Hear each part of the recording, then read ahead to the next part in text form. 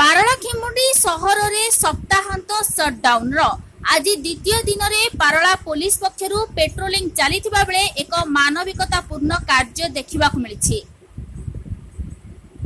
ଆଜି ସପ୍ତାହାନ୍ତ ସଟଡାଉନର ପୂର୍ବାହ୍ନ ସମୟରେ ପାରଳା ପୋଲିସ ପକ୍ଷରୁ ଜୋରଦାର ଭାବେ ପେଟ୍ରୋଲିଂ ଚାଲିଥିଲା। ପେଟ୍ରୋଲିଂ ଦଳ ଓଡ଼ିଶା ଆନ୍ଧ୍ର ସୀମାନ୍ତ ପୁରୁଣା ପାଟଣା ନାକା ଗେଟ୍ ପଏଣ୍ଟ ଠାରେ परिस्थिति अनुध्यान करी फरेस्ट गेट आड़क जाउथिले। ठीक एही समय बाटरे जिला भेटनारी प्राणी चिकित्सा कार्यालय सम्मुखरे थिबा शिव मंदिर ठारे ठिया होइथिबा जणे वयस्क व्यक्ति कौनसी कारणवशतः सेठारे थिबा नवनिर्मित बड़नाल रे गोड़ खसी पड़ जाइथिला।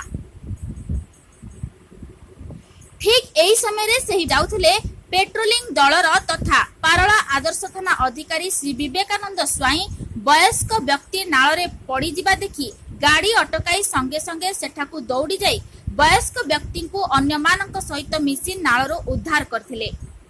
वयस्क व्यक्ति जनक नाଳରେ पड़ी जिबा फଳରେ तांको गोड़ भांगी जाइथिबा सह पाद ऊपर जॉइंट हाड़ बाहरी पड़िथिबा भଳି प्राय देखा जाउथला।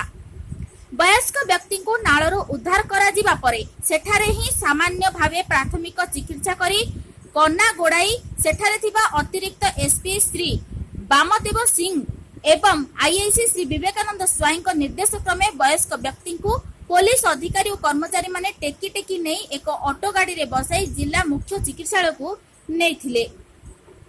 तेबे पारला पुलिस रो एभली मानवीय कार्य प्रति अंचल लोकंक समेत विभिन्न महल रे उच्च प्रशंसा करी समस्ते पुलिस अधिकारी और कर्मचारी को साधुवाद जणाइछंती।